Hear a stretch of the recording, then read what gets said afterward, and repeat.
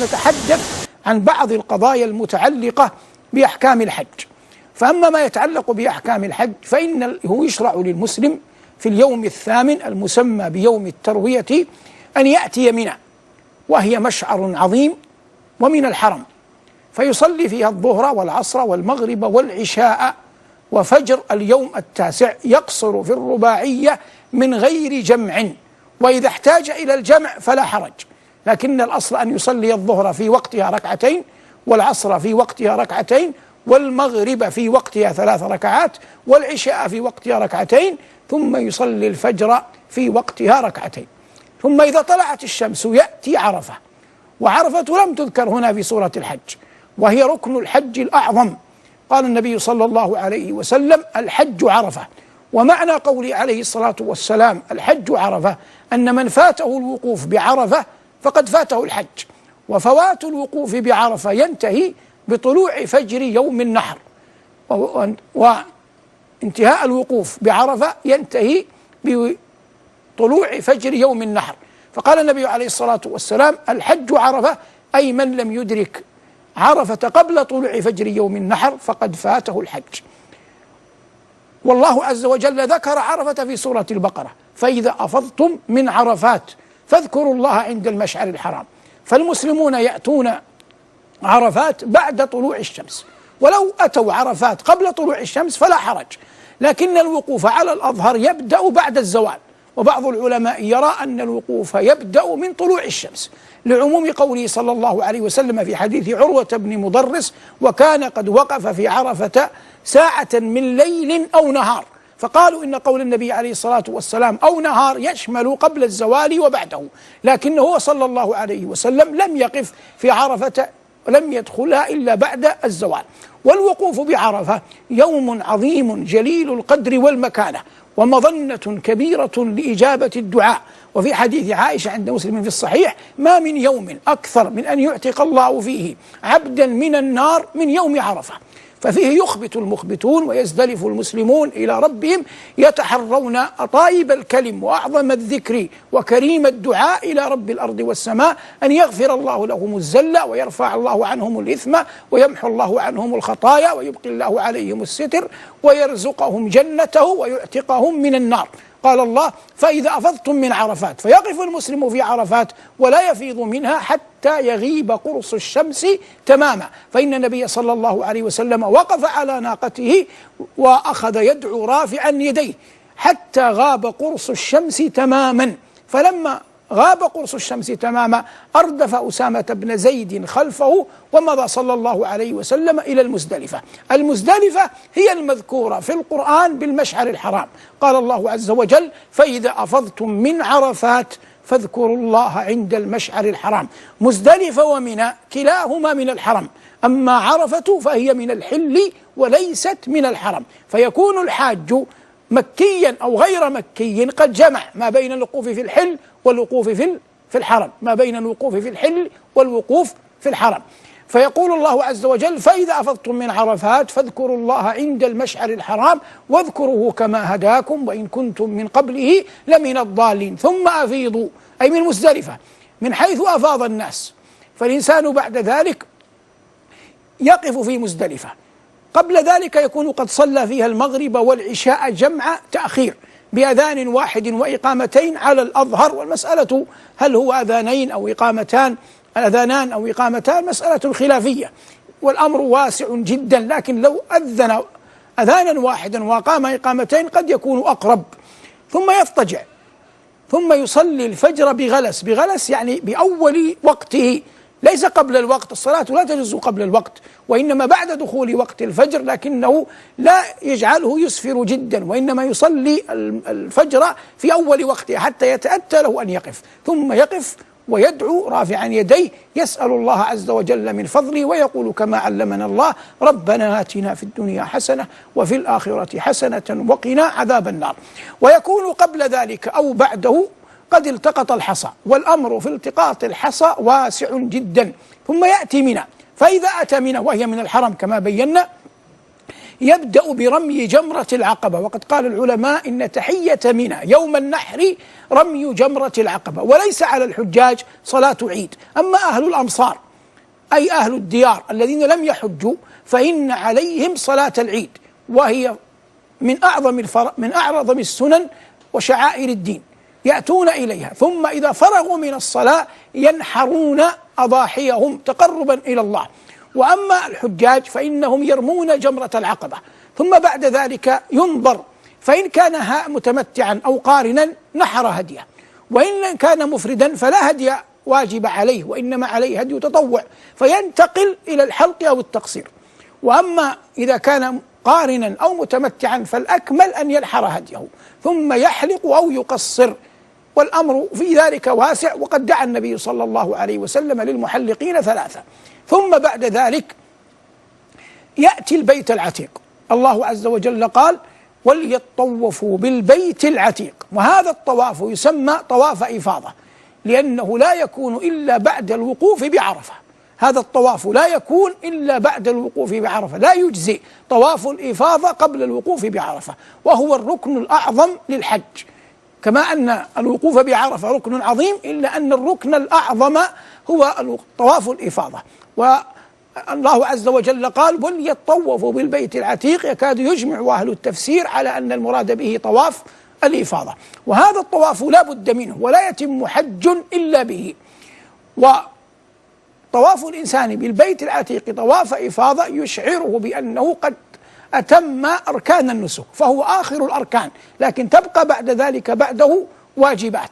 إذا كان قد وقف بعرفة وسعى قبل ذلك، أو إذا كان متمتعا يسعى بعد طواف الإفاضة، وإن كان قارنا أو مفردا وسعى مع طواف القدوم فإن سعيه الأول يجزئه. فإن لم يكن قد سعى مع طواف القدوم فإنه يسعى بعد طواف الإفاضة، والأكمل في السعي أن لا يكون إلا بعد طواف. قال الله عز وجل: إن الصفا والمروة من شعائر الله، فمن حج البيت أو اعتمر فلا جناح عليه أن يطوف بهما، ومن تطوع خيرا فإن الله شاكر عليم. هنا بعد هذه الأربع الأفعال هي التي كما بينا في أول اللقاء سمي باسمها يوم النحر، يوم الحج الأكبر. قال الله عز وجل: يوم الحج الأكبر في سورة التوبة، ففيها أمهات العبادات وفضائل الطاعات تجتمع كلها في يوم واحد. ثم بعد ذلك يستقر الحجاج في اليوم 11 في منى، ويسمى يوم القر، يرمون فيه الجمرات 3: الصغرى ثم الوسطى ثم الكبرى، في حين أنهم يوم النحر لم يرموا إلا جمرة العقبة وحدها ب7 حصيات يكبرون مع كل حصاة، ولا بد في الرمي من رفع اليد، لأن غير ذلك لا يسمى رميا، ويكبرون مع كل حصاة، ثم يرمون الجمرة الصغرى ثم الوسطى ثم الكبرى. هذا في يوم القر، اليوم 11. اليوم 12 يسمى يوم النفر الأول، لأن الله عز وجل قال: واذكروا الله في أيام معدودات، فمن تعجل في يومين فلا إثم عليه، ومن تأخر فلا إثم عليه لمن اتقى. فالله عز وجل أذن بأن ينفر الحجاج في يوم النفر الأول، فإذا كان ذلك رمى الجمرة الوسطى ثم الصغرى ثم الوسطى ثم الكبرى. ولا يقولن قائل إنه يرمي اليوم الذي بعده، وإنما يكتفى برمي اليوم نفسه، ولا حاجة لأن يرمي شيئا مما متعلق في اليوم الثالث. هو إذا بقي إلى اليوم الثالث يرمي، أما إذ لم يبقى فلا رمي عليه. ثم يأتي الحاج إلى البيت العتيق، فإذا عزم على الخروج من مكة طاف بما يعرف بطواف الوداع. وطواف الوداع واجب عند جماهير أهل العلم، وسنة مؤكدة عند الإمام مالك. واجب عند جماهير أهل العلم، وسنة مؤكدة عند مالك. فلما قال جماهير أهل العلم إنه واجب، فهو عندهم من لم يطف طواف الوداع فعليه دم، لأنه ترك واجبا. ويصح تأخير طواف الإفاضة ليقع به طواف الوداع. لو قدر أن أحدا من الحجاج ذكرا كان أو أنثى، صغيرا أو كبيرا، لم يطف طواف الإفاضة يوم النحر وأراد أن يجعله آخر شيء، فإذا جعله آخر شيء طاف طوافا واحدا، وهذا الطواف به يقع طواف الوداع، لأن معنى الحديث: أمر الناس أن يكون آخر عهدهم بالبيت.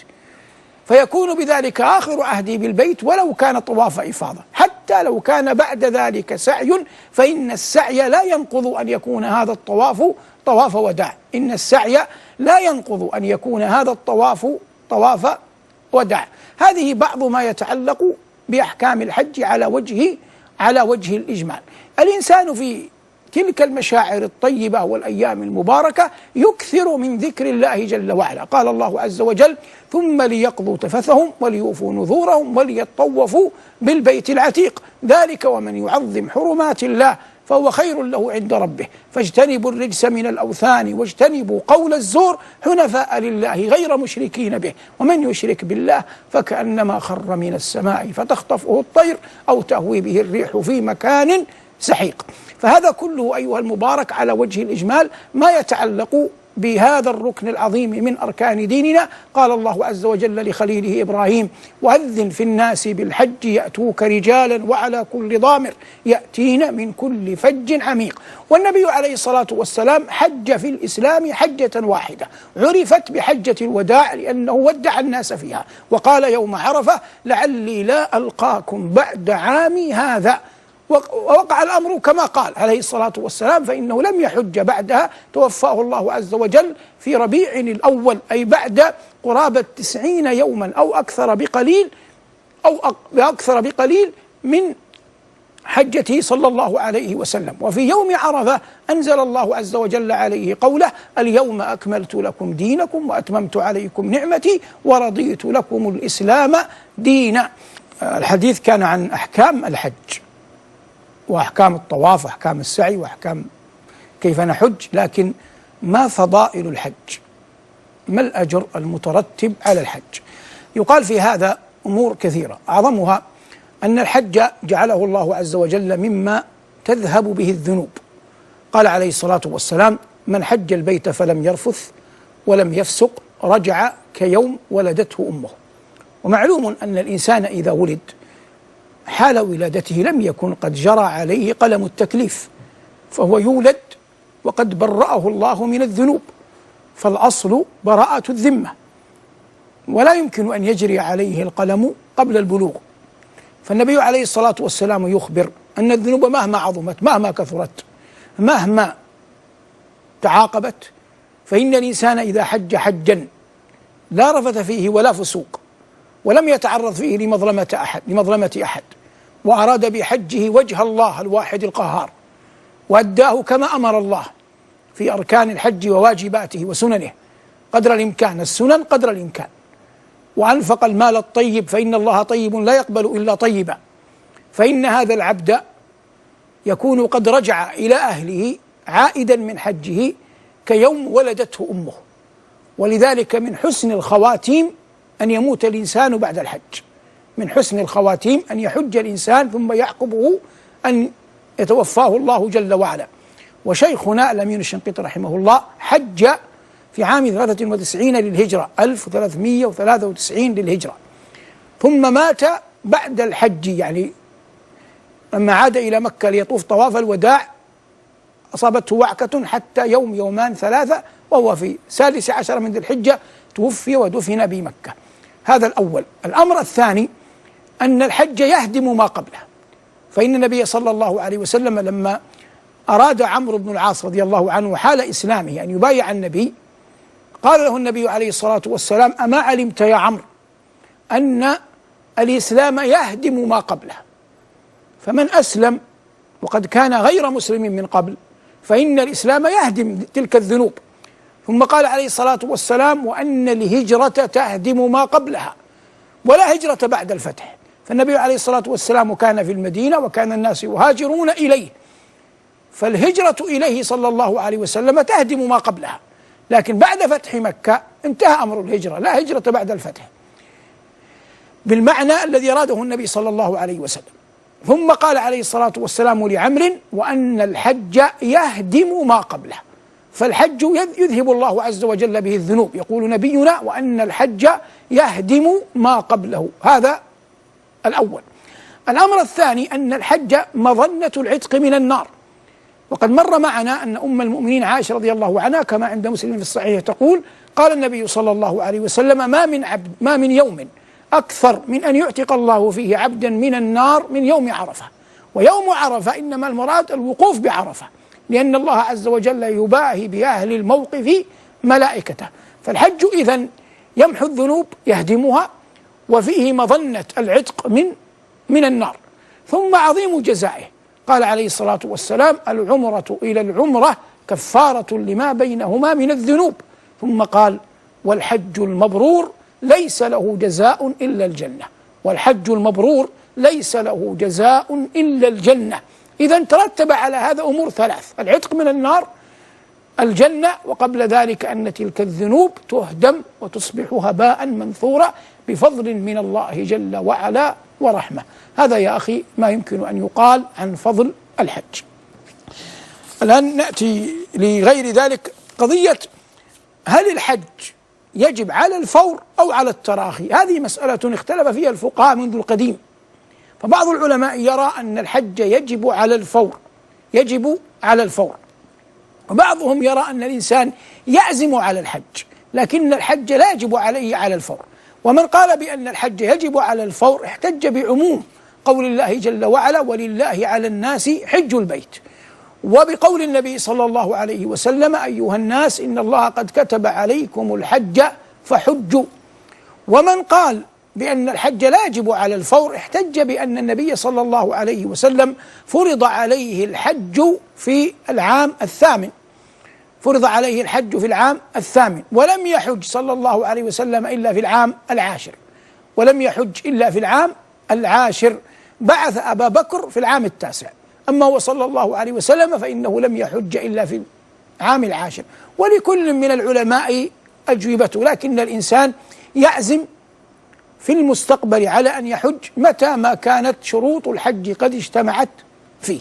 بما تتحقق الاستطاعة؟ الله يقول: ولله على الناس حج البيت من استطاع إليه سبيلا. الاستطاعة تتحقق بأمور، فلنقل ثلاث: أعظمها وأولها صحة البدن وسلامته، فإن العاجز والرجل أو المرأة الكبير في السن الطاعن الزمن المصاب بشيء ما في بدنه بحيث لا يقدر على الحج، فإن هذا الحج لا يجب عليه. لكن هل يجب عليه أن ينيب أو لا يجب؟ هذا فيه خلاف بين العلماء، والأكمل في حقه إن كان قادرا ماليا أن ينيب غيره فلينبه، خروجا من خلاف العلماء وأبرأ للذمة. والحج ركن من أركان الإسلام لا ينبغي للمؤمن أن يتهاون فيه. هذا الأول. الأمر الثاني: ملك ما يكفيه. ملك ما يكفيه من ماذا؟ الحج يحتاج إلى مال، فإنك تسافر من بلد إلى بلد وتحتاج إلى نفقة حال الحج، وتحتاج إلى نفقة تعود بها إلى أهلك. فالإنسان إذا كان عنده مال يزيد عن حاجته الأصلية التي هي مطعمه وشرابه وبيته في مدينته أو بلدته التي يسكنها وقوت عياله، قال عليه الصلاة والسلام: كفى بالمرء إثما أن يضيع من يعول أو من يقوت. فإذا كان هناك فائض مال دخل في الاستطاعة، دخل في الاستطاعة. الشرط أو الثالث أن يكون هناك أمن على النفس والمال، وهذا بحمد الله جل وعلا فيما نراه في عصرنا هذا متحقق ولله الحمد والفضل والمنة. فهذه الأمور إذا توافرت جميعا وجب الحج. هل يجب على الفور أو على التراخي؟ كما بينا من العلماء من يقول بأنه يجب على الفور، ومنهم من يقول أنه يجب على التراخي. نأتي لما يتعلق بما اختلف العلماء فيه من قضية الرمي. أما جمرة العقبة فإن وقت رميها يبدأ على أظهر أقوال العلماء بعد منتصف ليلة النحر، بعد منتصف ليلة النحر، لمن كان ضعيفا، امرأة غير قادرة، لأن النبي صلى الله عليه وسلم رخص لبعض نسائه أن ينفرن من مزدلفة ليلة النصف من ليلة النحر. وأما من كان قادرا فبعد طلوع الشمس. ولا يرمى في يوم النحر غير جمرة العقبة. أما ما نأتي لأيام التشريق وهي اليوم 11 و12 و13 من شهر ذي الحجة، يسميها العلماء يسميها الناس ثاني العيد وثالث العيد ورابع العيد. الرمي السنة الرمي بعد الزوال، السنة الرمي بعد الزوال. لكن هل يجوز الرمي قبل الزوال؟ في المسألة خلاف، ونحن نرجح أنه يجوز الرمي قبل الزوال، ونحن نرجح أنه يجوز الرمي قبل الزوال، لأن النبي عليه الصلاة والسلام لم يقل لا ترموا قبل الزوال، لم يقل لا ترموا قبل الزوال، وإنما رمى عليه الصلاة والسلام في الأيام الثلاثة بعد الزوال، لكنه كان يرمي قبل أن يصلي الظهر. فقد يلزم من يقول إنه لا رمي إلا بعد الزوال أنه يقول لا رمي إلا قبل الصلاة، يعني تؤخر الصلاة، وهذا لا يقول به أحد. اللهم إنا نسألك الهدى والتقى والعفاف والغنى والفوز بالجنة والنجاة من النار. سبحان ربك رب العزة عما يصفون، وسلام على المرسلين، والحمد لله رب العالمين.